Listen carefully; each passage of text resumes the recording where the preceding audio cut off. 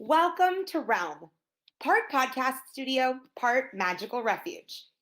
If you're new to our crew, we are an audio entertainment company that creates and produces fiction podcasts in a variety of genres, some that even include names and voices you already know and love. Tonight, you'll hear from a few of them. We have horror legend John Carpenter and Sandy King Carpenter with us tonight to talk about their new slate of podcasts with Realm. And to conclude our program, a special message from Clone Club leader Tatiana Maslany. You won't want to miss it. You'll also meet a few of the writers behind some of our upcoming never-before-heard shows and learn about the stories they are excited to tell with Realm. Before we get started, I want to remind everyone that all Realm shows are available for free wherever you get your podcasts. We have 8 available right now, airing episodes, such as Season 1 of Orphan Black, The Next Chapter, starring Tatiana Maslany, a historical ghost story called Beatrix Green, and Apple's current homepage feature, Memory Lane, from the writer of the hit series Pretty Little Liars. More shows release every month, and you can learn all about our podcasts at realm.fm or on Twitter at Realm Media. Now, without further ado, introducing Perry Nemiroff from Collider, moderating our John Carpenter Presents panel.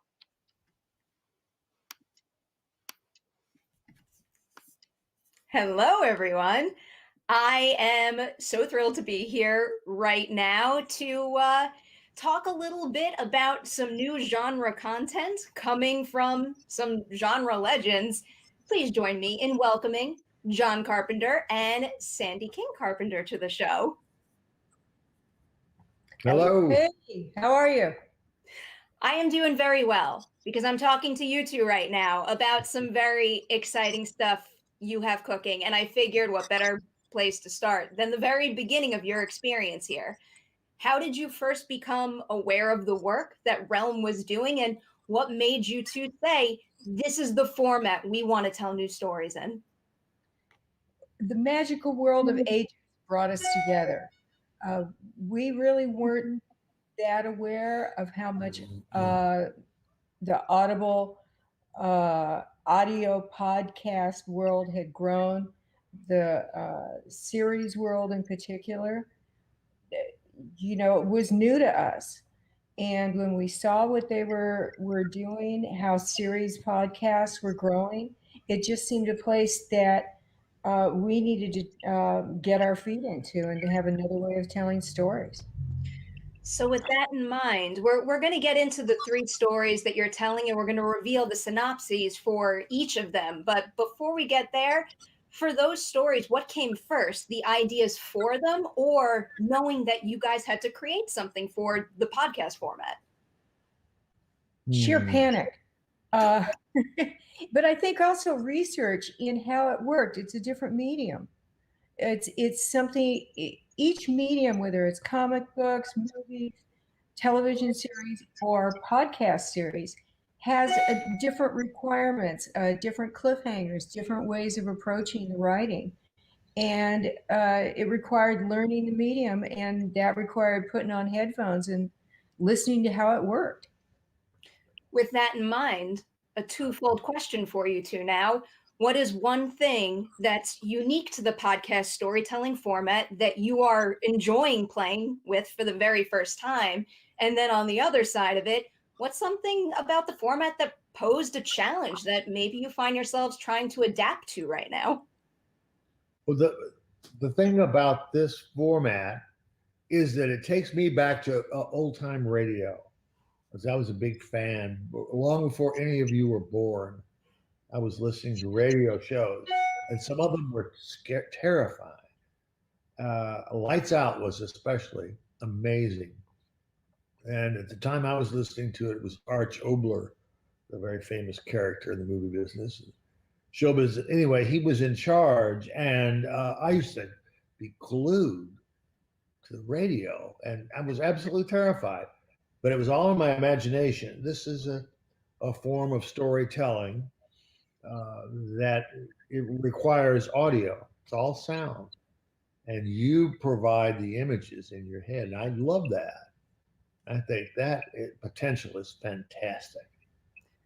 So, John, I did want to ask you specifically about your music, because I know you're focusing on it a lot lately. I happen to have attended one of your concerts, and it was incredible, hands down one of my favorites. But it did make me wonder, is there any crossover between your passion for that audio art form and now the art form of storytelling through the podcast format? Well, yes, there's a crossover. By the way, I wish I had known about you then, because you could have played saxophone with the band when we went live. Would have been It's still possible. If you call me up, I promise you, I will put the harness on and pick up the baritone. Oh, you got it. fantastic. And what was your question again? I'm sorry. I was thinking about... It was about music combining with this Oh, kind of well. storytelling. The Yeah. music that we've been doing is exactly like this storytelling, because it's making up, it asks you to come up with a movie. We're just providing the soundtrack. So the same thing here, only we're providing the story too, and the voices and the sounds. You got to come up with the visuals. We're literally the things that go bump in the night. You definitely are. So let's get into this first story here. We're going to highlight 3 of them, and we are revealing the synopsis for each of them right now. First one is called Roanoke Falls, a tense atmospheric thriller about the fear of the unknown, the dangers of superstition, and the depths of desperation. A woman investigates a string of murders in the second Roanoke settlement, leading her to a serial killer from the original voyage who waits in the woods. John, as someone who is mighty well known for creating one of the most iconic slashers of all time, what was it about Roanoke that made you think that right there, that's a great time period and a great place to tell a serial killer story? Well, you just stated exactly what attracted me. It's the time period and the place, and it hadn't been explored in drama and in horror. I hadn't seen anything like this. Sandy brought it to my attention. I thought, my God, this could be great. Plus, the writing on it is just spectacular. Spectacular. Very eager to see how that one plays out. We've got our second one here. It's called Angel to Some. A chronically ill Catholic student calls on a guardian angel to protect her, but the angel who shows up instead wants her dead. So we can't reveal any spoilers right now, but with this one, I was wondering, can you tease what your protagonist is going through and why an encounter with an angel who wants her dead was the best way to explore who she is and what she's going through? Issues of faith are always fun to twist. They resonate with everyone. Everyone has moments of doubt.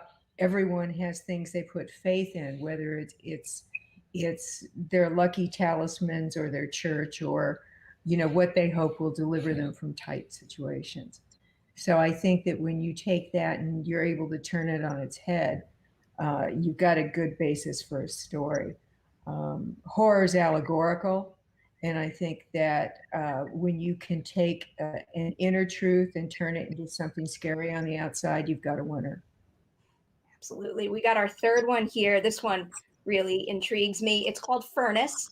When a former tech darling sets out to start a utopia called the Furnace, he and his fellow anarchists rebuild a former dilapidated town using large-scale 3D printers, only to discover they've printed structures made of an AI biotech and trapped themselves in a city that wants to kill them. I am just endlessly fascinated by stories that basically explore how the tech that's a big part of my life is essentially out to get me. So what would you say jump-started the idea for Furnace? Was there any particular real-world occurrence or advancement that you heard of that sparked this idea? Well, once again, this was a unique story. I hadn't really heard of this before. And Mike Sizemore came up with it, and it's really incredible. And it's creepy. It's a creepy idea. And, I'm all about creepy. So that's why it appealed to me. So could we take a moment to highlight the writers on this? So you said Furnace came from Mike Sizemore. Is there someone that we should credit Angel to some, and then also Roanoke Falls with, that we can highlight right now? Go ahead. I am so horrible that I have forgotten their names. They're both great female writers that Realm had. Realm has got a team that loves to throw spaghetti on the wall at me and see what sticks in terms of concepts. They've got a whole team working behind the scenes going, what if we tried this? And they throw a concept out there, and then we work to assign writers. And the two writers for those are Realm writers. And I am really rude in that I've forgotten both names right at this moment, and forgot to make a note big enough in front of myself. If Molly's around, I wish she would jump in. And Laura Purcell is writing Roanoke. And from her very first writing sample, she had something different. And each step she made on the first couple of pages on it. And then now she's just sailing. And S.A. Hunt is writing Angel, whatever the hell we're calling it now. Angel to some. Yeah, and it's just, You've got a lot of great things you're working on right now. I get it. One of those weeks where I'm sitting there going, how many stories do we have in how many places? But and Molly is a hero. I'd love to take credit for saying I just pulled this out of the sky. Angel to some. And both of these women are incredible writers who are just hitting it right on that head. And I am a terrible person to work with, in that I'll sit there and go, yeah, almost, but where's your underlying foundation? Almost, but you have to have the foundation to build on to take off onto these flights of fantasy. And so I'm being very unfair to both writers when I shortchange them. How about for you, John, when you come into this process and you read the short stories that they wrote, what is your note giving process? How do you give them some of your experience and expertise?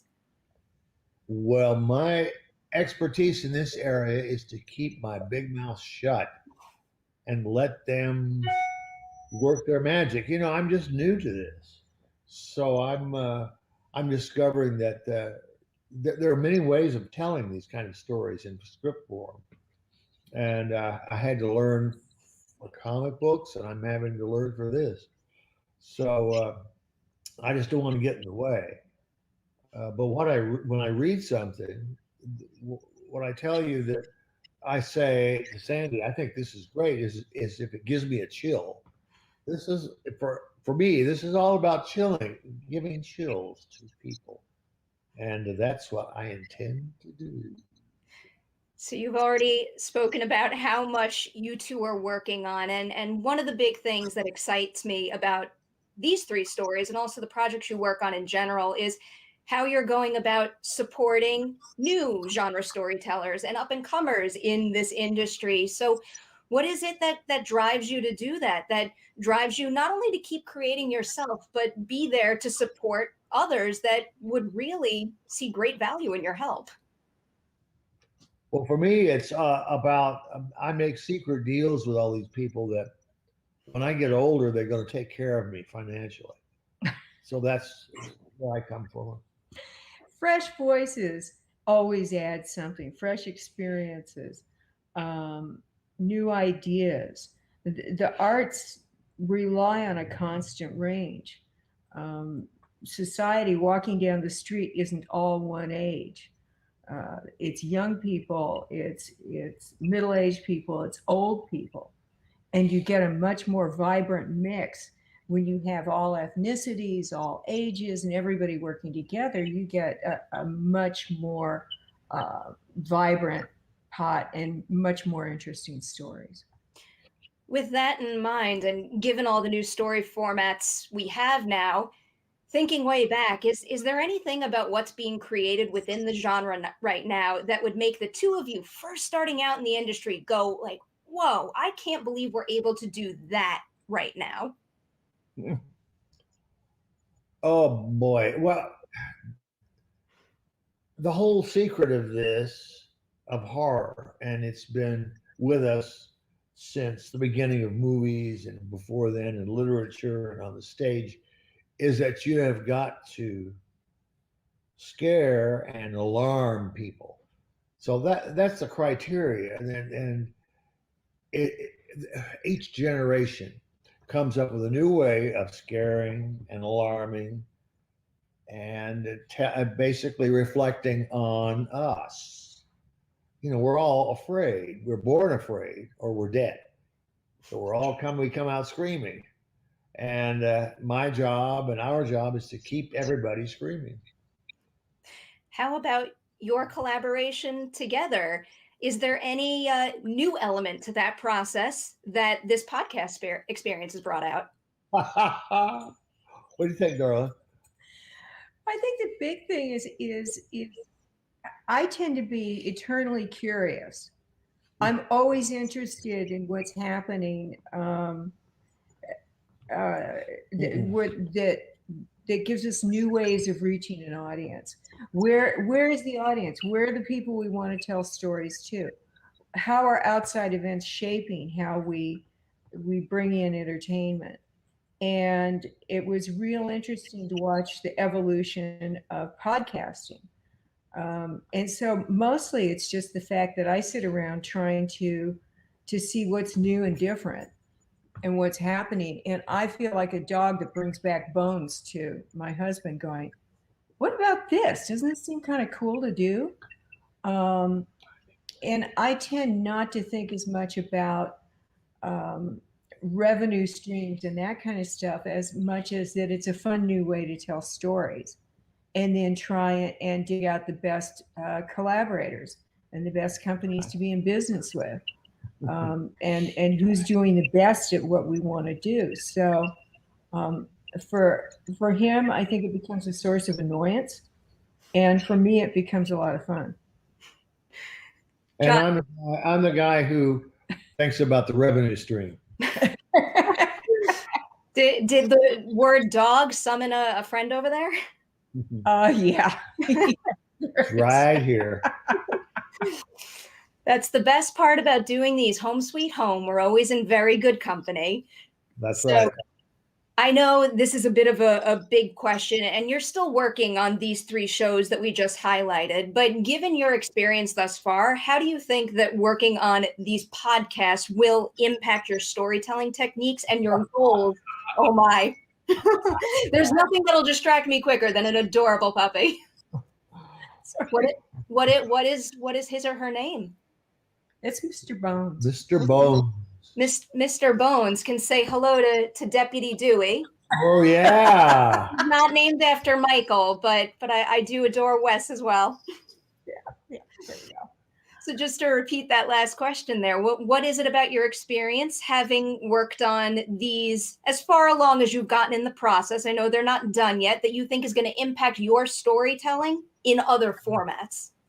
Well, I think for me it's a constant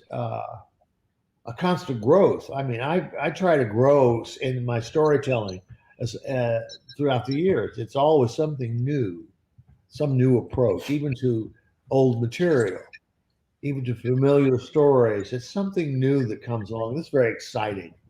This is a chance to do something really fantastic. How about for you, Sandy? Is there anything you learned so far in this process that you think is going to impact how you approach your other work? No, I'm not sure. But so far it's about team building in the same way that we do it in comics and in film. It's a different set of tools and a different set of people, but that's kind of the fun of all these formats. I still have a lot to learn. The people at Realm are teaching me every day what I don't know. That's right. We're being schooled. Yeah, you bet. No, I'm finding out all of my presumptions are ridiculous. I can teach them how to scare people, but they can teach me a whole lot in terms of just it's like when I went into comics and had to learn cliffhangers and page turns and whole things where you think you know writing until you get to comics. So we'll see whether we learn our lessons. I have to follow up on that for another audio storytelling fan out there who has hopes of maybe writing something that you guys will find and turn into an audio podcast via Realm. What have you learned from the Realm team that maybe highlights value in those kinds of stories that you are going to be seeking out now? Well, the great thing about it is that you can read a story or hear a story and know immediately whether it's right, because it's whether it gives me a chill. It's very simple. I don't have to. That part's easy. And how about from the technical perspective? Is there any, a tip or a trick that the Realm team gave you when working on these that you're like, I didn't realize this process worked that way? I want to see when it goes into production, because I'm real interested in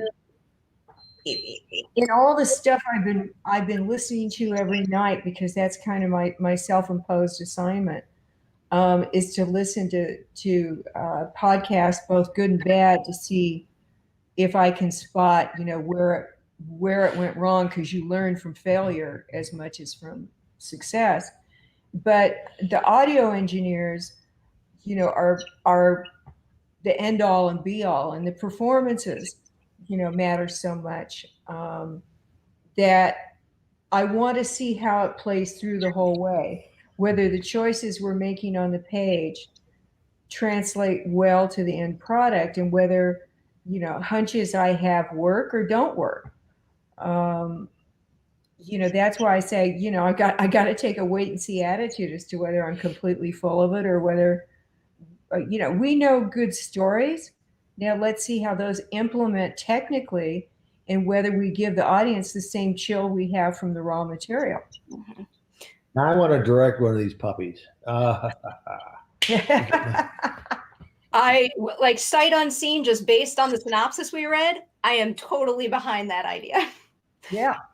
I'm going to wrap this up with a pretty big question here, whether it's in the audio podcast sphere or anything at all. What is kind of on the horizon for genre storytelling moving forward that really excites you and hints that there are great possibilities right around the corner?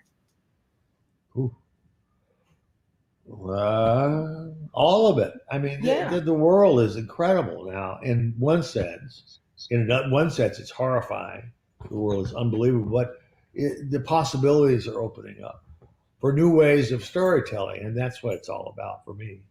Yeah, the deliveries now of stories, with particularly streaming, because the executives in streaming are more daring, and it's all about being able to dare to shake things up in storytelling. And I think the one thing that these years of lockdown have done was to let really good stuff rise to the top. Everybody's locked down. They want to have stories told to them. Before, it was people wanting to hear things in their cars on the commuter rides. Now I think we're seeing families listening to entertainment or watching more entertainment together of all kinds. Horror is always going to be there. It's just hard to top real life right now. Yeah, that's for sure. The bright side is that what you said is accurate, and that I have shared more horror shows and movies this year with my family than I ever have. So I am grateful for that opportunity. And I'm very grateful that you two are going to be able to spread your horror know-how out into the world, even more so in new formats. So big congratulations on these podcasts. I cannot wait to see them in full. Thank you so much for spending some time with us today. Thank you. All right, Tara, I am throwing it back to you.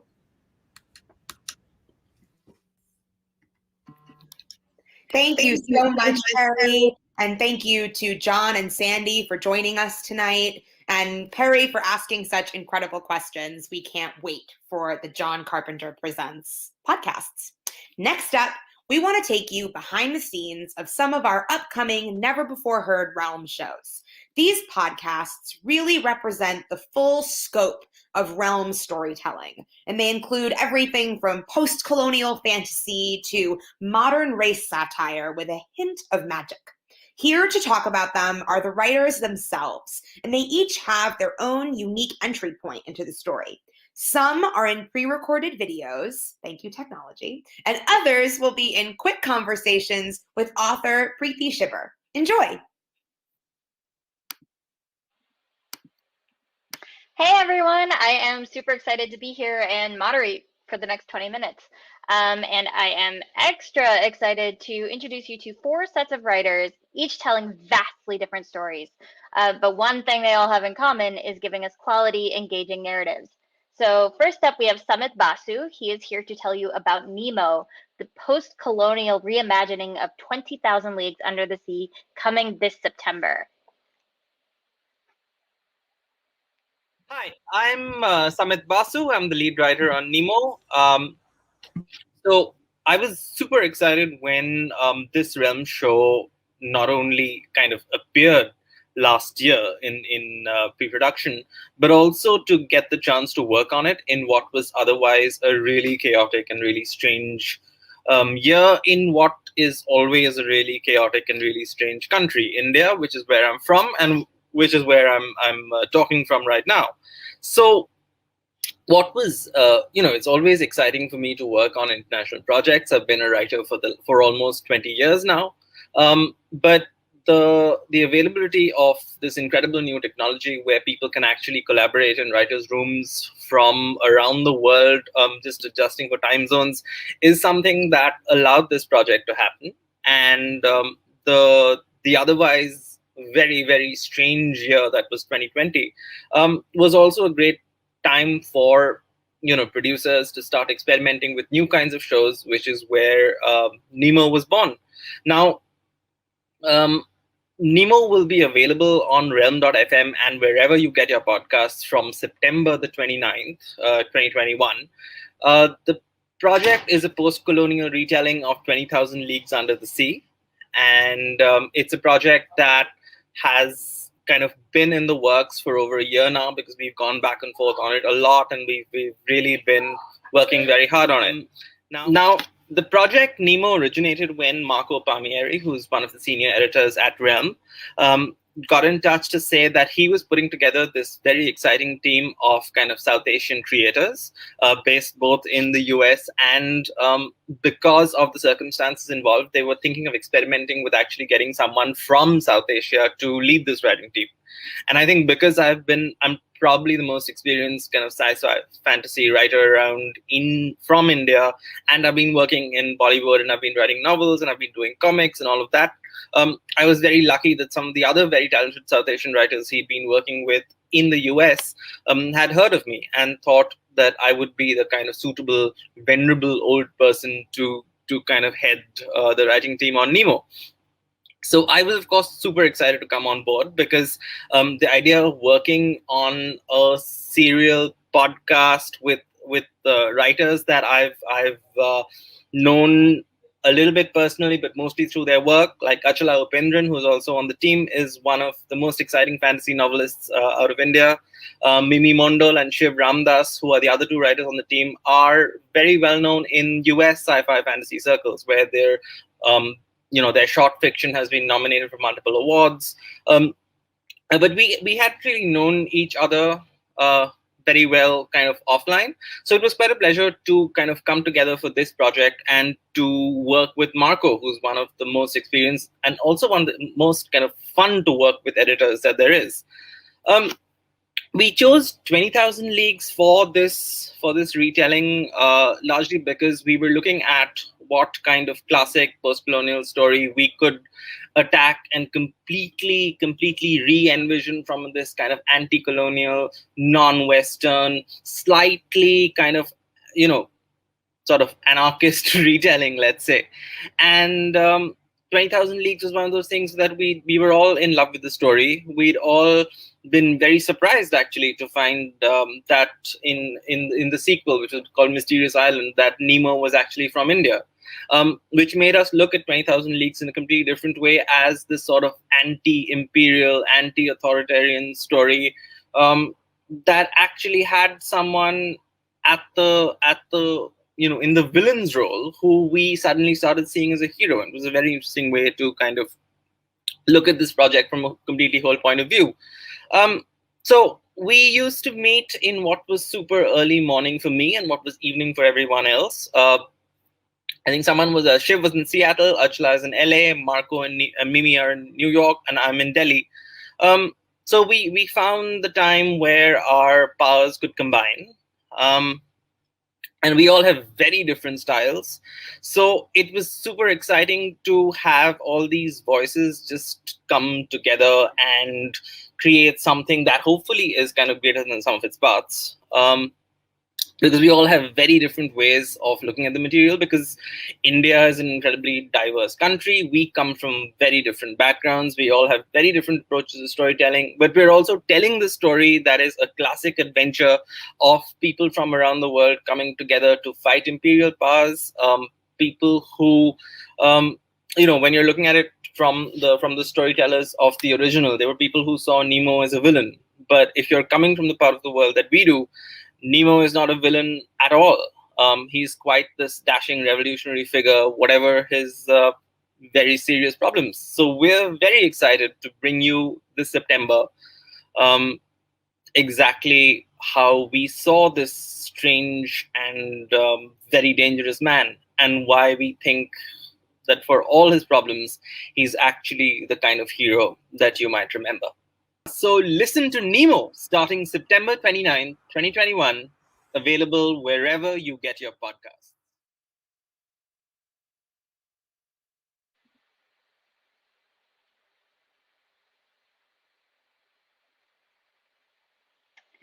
Hi, welcome back. Thank you, Summit, for that video. Now I am joined by Ellen Goodlett, author of Elixir. Hi. Hi, Ellen. How are you? Doing well. How are you? Can you tell everybody watching just a little bit about what Elixir is? Yeah, so Elixir is a Prohibition era inspired fantasy. It's set in a world where a certain kind of cocktail known as an elixir can give you magical powers when you drink it, but they are illegal. So Elsie has been raised her whole life hearing about how dangerous elixirs are. She's also seen it firsthand. Her older sister struggles with an addiction to them. But when her older sister goes missing, she kind of has to delve into the world of elixirs to find her. And her search leads her to a hush bar, which is basically a magical speakeasy. And it is run by Vera, who's had this hush bar in her family for generations. And she is strongly against the ban on elixirs. She wants them to be made legal. And yeah, so from there, kind of the girls' lives collide, and it's kind of a mystery with like a bit of a star-crossed romance. Well, I love everything about this idea, from star-crossed lovers to the mystery to the speakeasy to, everything about it sounds really cool. What about kind of all those different pieces did you find inspiring? Yeah, so it originally kind of started from thinking about prohibition. I always find that time period really interesting. I love going to speakeasies, but it's also interesting to me because we think of prohibition as something that happened in the past and now it's over. But we're kind of still dealing with the repercussions of it. That was kind of the first time that organized crime syndicates really blew up in the US. And then the policies that the US had during Prohibition have kind of been continued in the war on drugs. So obviously it wasn't an exact one-to-one with this story because magic is very different from drugs. But it was interesting to weave in that real world history when it came to the challenges that these two women will be facing in this world, and the kind of mafia-esque underground scene that is there, but also kind of the glitz and the glam of speakeasies. What were some of your favorite parts of writing this story? Like, what did you find yourself drawn to? So I really love writing kind of queer versions of romance tropes. So in this case, the star-crossed lovers from opposite worlds who don't think that they have anything in common and normally would never go for each other. Both of them are like, we shouldn't go for each other. Obviously, they're going to though. So I love like writing those kind of tropes. It was also really fun. I am a sucker for like big crime family stories like Peaky Blinders. So I added some of that in here. I would say Vera's family are not as hardcore as the Peaky Blinders, but it's a little bit of be gay, do crime energy. That's amazing. That feels like the best blurb that they could give this podcast. What do you find were some of the challenges, to specifically, I guess, magical world building in this kind of format? Because it's such like a big part of what makes this story work. Yeah, it was actually it was a really fun challenge to write for audio for this. I learned in doing so that my fantasy style tends toward very long, rambly sentences. Those don't really work when you have a narrator that like is going to run out of breath halfway through the sentence. So it was fun, like learning to write with specifically the audio experience in mind. It was interesting hearing earlier when John was talking about comics, because I do think it was kind of similar to writing for comics in a way, because when you're writing comics, you don't want to describe what's on the page because that's what the artist is doing. Like the people reading it are already seeing that. So with audio, it's kind of like that. I didn't want to over describe what people are hearing. I kind of want to let that be in the background, but I also don't want to add like a million sounds that are going to overwhelm the listener. Well, what makes, I guess my last question for you is what makes Elixir ideal for a platform like Realm, like that specializes in this kind of audio storytelling? Yeah, I mean, I think a lot of the 20s atmosphere is really fun to add in there, with the music. And it's a lot of bar hopping. There's one point where the characters visit another speakeasy, which is kind of modeled on House of Yes in New York. So it's kind of like fantasy drag bar. So obviously there's a lot going on in the background there. So yeah, I think it's going to add to the experience for sure. That all sounds very, very cool. Thank you so much for coming to talk to us about Elixir. And for everyone watching, you can find Elixir available June 3rd, wherever you get your podcasts. Thanks for having me. Next, I'm very, very excited to talk about If I Go Missing, The Witches Did It with Pia Wilson. Hi, Pia. Oh, no, I don't think I can hear you. Oh, sorry. That's right. Somebody had to do it. It had to be me. Hi, how are you? I'm good. I'm excited to be talking to you about this podcast. Yeah. So why don't you start by telling us more about what If I Go Missing, The Witches Did It is, and what our listeners can expect from it. Sure. It's a little bit of a take on the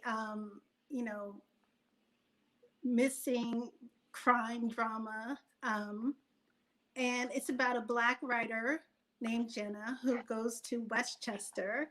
She runs afoul of this coven of social media influencers, and when Jenna goes missing, this well-meaning but misguided white podcast host with a savior complex, although she would say she does not have that, she takes up the cause of finding Jenna. And she clashes with the influencer witches as well. That sounds awesome. And I was like kind of covering my mouth so I wouldn't laugh and interrupt what you're saying. What do you find exciting about writing for this kind of audio experience? Well, audio plays, I think like John Carpenter was talking about, are great genre. And I'm an auditory person anyway. And that's not a genre, it's a platform. But, like the idea of tuning in via sound and listening to a story, it feels more cozy, somehow. And I had to learn how to not rely on the visuals of magic, which was something new and different for me than the idea of magic, and writing it in a way so that people could see the magic themselves. That is so, I didn't even consider that notion of like having to be able to describe magic well enough without being able to see the thing while you're listening to it. Yeah, like I get cut off from the visual effects. I got nothing. What was it about If I Go Missing, the Witches Did It that pulled you to the idea? Right. Well, I've loved magic and witches like since I was a little kid. The idea of being able to walk into like this disorganized, like cramped bookstore and find like some magical book that could take me through time or give me powers, I can't get enough of that. Right. So the idea of writing about witches is something I've wanted to do for a long, long time. And then I noticed that witches are always portrayed in this old manner, like dusty old books. It's never like really a modern witch. I mean, the last time we really had a modern witch was what, Bewitched. Like I know we have academies, shows with academies of young witches, but I wanted to show like modern stuff, and nothing is more modern than social media and influencers. I mean, that's the culture. I mean, the start of the pandemic, we had people just doing Instagram lives for absolutely no reason. It's like, here's my house. Let me talk to you about going to the store. Like, why are you doing this? So, like throw a little magic on top of that. I couldn't wait. The prospect of a witch influencer is so terrifying to me on like so many levels. And you do, what's cool about this idea is you are tackling some like very real issues in this contemporary fantasy. What kind of makes fantasy the genre for this kind of story and for pulling those real world ideas into it? Right. Well, I think it's the same between fantasy and sci-fi. When you present ideas in those arenas, people get a chance to step back from it. You're not accusing them of doing anything or being off. And we live in a very judgy society, so it's like you make a wrong step, you're blasted from all sides. So I think we need to give each other a little bit of grace. And so sci-fi and fantasy gives us a chance to look at these things without feeling persecuted. And that's why I like those two arenas. Plus magic. Plus magic, which makes everything better always. Exactly. So my last question for you is, what do you hope people will think about while listening to the show? Well, first, I hope that they laugh, right? And then I hope that I'm a character writer, so I hope that they fall in love with the characters as much as I did. And also, the thing I want them to realize the most is that they have their own personal power, that whether you want to call it magic, whether you want to call it confidence, whatever you want to call it, you are on this earth for a reason and you have power. You just need to use it, and use it for good, please, not to become a famous influencer. Although, if that's your bag, okay. Well, thank you so much, Pia. I'm looking My forward pleasure. to hearing the show. Thank The you. first episode of If I Go Missing, the Witches Did It comes out July 15th, 2021, and is available wherever you listen to your podcasts. Thank you. Thank you. Bye. Next up, we have Jennifer Schatz and Brian Murphy, who are here to talk to you about Fault Lines. It's an exciting new drama set during a California earthquake.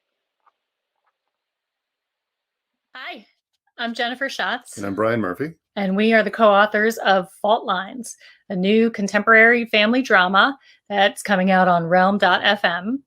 It is set in the during and in the immediate aftermath of the biggest earthquake to hit California, the big one. And it'll be available on realm.fm or wherever you get your podcast starting on September 29th, 2021. Fault Lines originated because we, as a long married couple, really understand that when you marry someone, you marry a family, and every family is inherently dramatic. There is no such thing as a family that doesn't have something bubbling beneath the surface. If you peel back the top layer of any family, you'll find the crazy.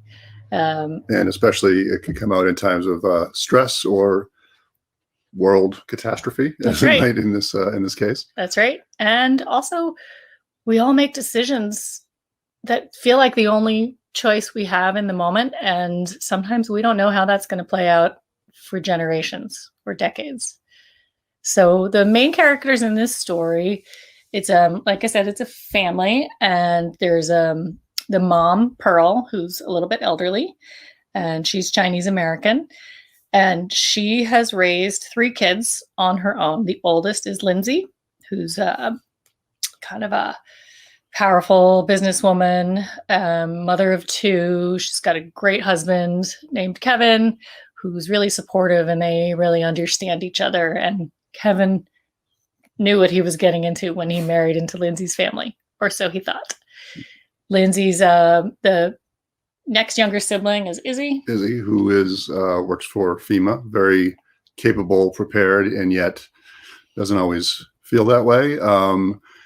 Has a lot going on under the surface, and has, in the beginning of our story, just started a new relationship with a woman she works with that's got its own bit of fraughtness for her.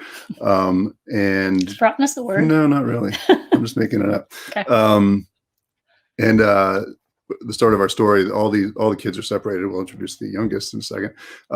And they sort of, in the midst of this earthquake, have to find each other. And the youngest is Rye, and they are the baby of the family and are treated as such. I think anyone with a sibling will recognize some birth order dynamics in this story. And so these 3 children and Pearl, their mom, have been living in the wake of their father's death, Pearl's husband's death 18 years earlier. And some of the repercussions of that are starting to show. So we co-wrote this story, Fault Lines, as we were under lockdown in our not very large home in Brooklyn with our 2 kids who are 11 and 15, and our dog who runs the house. And speak of the devil, here she is. And I think it's safe to say we got a lot of the emotional material from our experience as it was happening. The intensity of family, and they're the people who know you so well that you can't even escape yourself because you have to see yourself the way they see you. And that's hard, especially when you're really cooped up and under scrutiny. And I think that carried over a lot into this story. Yeah, and also it draws off of our experiences in the families we grew up in. And I think sort of being separated from your family because of the pandemic and not being able to see anybody, I feel like it did give us a chance to sort of reassess some of those relationships and think about things and maybe choices that were made and why. And it's sort of maybe found its way into some of the storylines in the book. Yeah, there's an urgency to family, an urgency you cannot escape, even when it's just mundane daily life. And then you put a family in this incredibly intense life or death situation, whether it's the big one, the massive earthquake, or worldwide COVID lockdowns. You learn a lot about yourselves and about each other. And we worked on different floors so that we didn't have to see each other all day. And this was the first thing we actually wrote together. So we had to work out among sort of our writing relationship as well as our obviously continuing personal relationship. I think our And writing relationship is better. I think it was actually, yeah. Maybe there's different floors, but it all ended up working out rather well. With a lot of support from the Realm team. It was really fantastic. Absolutely. There has been a lot of creative collaboration between us and among us with the Realm team. And it was also nice to get a lot of your fears and worries about the pandemic out onto some characters that were not quite as immediate in your life, and they could experience some of the fears and worries and concerns that all of us had while being stuck inside. I think also the characters in this story, particularly the kids, really reflect the structure of our families in a lot of ways. Our family that we've created, the diversity of it in multiple different ways, but also the families that we came from. Like Brian said, there's a lot of us in there. So I have written many books in print, and I work in a print magazine, print format. So writing for audio was entirely new to me, which is why Brian was so vital to this process, because Brian has worked in television for almost 25 years and brings that cinematic sense to it. Yeah, I'm an editor, TV and film editor, and it was really interesting I've tried my hand at screenplays and things in the past, and this format. Who hasn't? And in this format, it was really I thought kind of a cool hybrid of kind of traditional novelization type storytelling and screenwriting, and especially in the context of it's essentially an action story. There's a lot of action, a lot of earthquakes, aftershocks, things like that, and to have the visuals in your head that you're trying to describe, but knowing you have sort of the support of the audio storytelling as well underneath it. It took a little while to get adjusted to it and not write out everything. And again, the team was really helpful in helping us adjust to the format. But it's nice to have that to rely on, and it really feels like in some ways kind of like almost like a radio play. It's like a audio movie that you're creating, and despite the challenges, I really think that it's a great new kind of a format I haven't really experienced before. It's almost an old format and a new format merging exactly. into something that's so kind of core to who we are. There's something about listening to it rather than watching it or seeing it on the page that I think just goes right into you as someone experiencing the story. And it's what we all want and need right now. Listen to Fault Lines starting September 29th, 2021. Available wherever you get your podcasts. Thank you so much to Preeti and our writers for peeling back the layers of audio storytelling for us. Now, I know that the Clone Club is clamoring to hear what Tatiana has to say. And trust me, it is worth the wait. We're almost there. But before she shares her exclusive announcements, that's right, plural, multiple. There's more than one. I'd like to introduce Realm's CEO, Molly Barton, to talk about Realm Plus on Apple Podcasts. Hi there. I'm Molly Barton, the CEO and co-founder of Realm. I'm really excited to be here with all of you fans and media from all over the world to celebrate the announcement of our newest shows. From the whole Realm team, I want to say thank you for all the love. We've been hearing the love from you on social for our storytelling, our commitment to inclusivity, our new brand, and of course, our intrepid new mascot, Ruby. Ruby and the Realm team will continue leading you to great fiction podcasts that offer escape, the opportunity to listen away, immersing you in stories that, while fiction, are about us, about now, and about the future. A window and a mirror at the same time, as our head of content likes to say. And now I'm delighted to share the news that we're launching Realm Plus in collaboration with Apple Podcast subscriptions. Realm Plus is a subscription so fans can listen to Realm shows ad-free, binge whole seasons of shows without having to wait for weekly episode drops, get exclusive bonus episodes for select shows. Fans of Memory Lane and Orphan Black, get ready. We have very special episodes coming for you.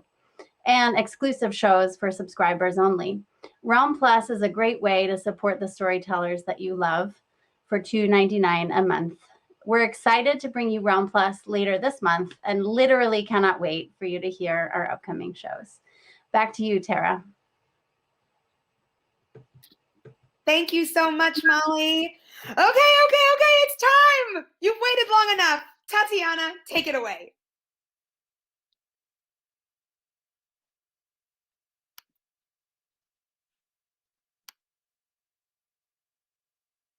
Hey there, Clone Club. It's Tatiana Maslany, and I'm hoping that you're all enjoying the first season of Orphan Black, The Next Chapter, which is now available for free wherever you get your podcasts. And it is the #1 fiction podcast in the US on Apple, which is so exciting. And we definitely couldn't have done it without you. I'm so happy to finally be able to share some very exciting news with you all. You ready? First things first, Orphan Black, The Next Chapter is back. And it's returning on October 29th, 2021 on realm.fm and wherever you get your podcasts. And yes, the rumors are true. I will be returning for season 2. And me too. Et moi aussi. And me too. Surprise, because no clone is ever truly alone. So I will be joined by 2 of my very good friends and familiar voices this time around, the incredibly talented Jordan Gavaris and Evelyn Brochu. So happy to have them. Jordan did a tiny little bit Easter egg at the end of Orphan Black, The Next Chapter, the first season, and we just had so much fun reprising our characters, and I'm so glad that he's here for our second season. If that wasn't good enough news for you, I've got even more. I've had so much fun working with the team at Realm on Orphan Black, The Next Chapter, that I'm exec producing and starring in a brand new original podcast for them called Power Trip. Power Trip is the story of a woman who is named Jane and who is a hot mess, which I relate to. But when she comes into this very special kind of magic, the kind that makes people follow her every command, she has to navigate the fun and the consequences of that power. It's written by the amazing Mary Hamilton, Kara Horner, Becca Mix, and Sarah Smith, and it's very fun, dark comedy of my dreams, and I can't wait for you to hear it when it's available this fall, wherever you get your podcasts. That's Power Trip, starring me. For more information about these shows, you can follow Realm on Twitter at Realm Media. Thank you all so much for all your incredible support and for listening.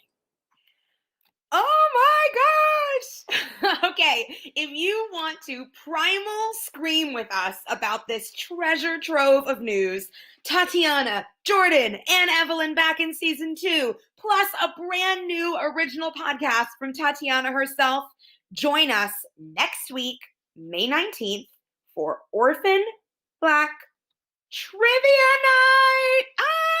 We will be testing your knowledge of the TV show and the Realm podcast. So make sure you listen if you haven't already. Spots are super duper limited and first come, first serve. So head to our Twitter at Realm Media to claim your spot. Winky and I want to thank everyone who joined us tonight. And thank you to the incredible No Studios for helping us put on this event. Realm is your portal to another world, and all our shows are available for free wherever you get your podcasts. Listen away. Bye.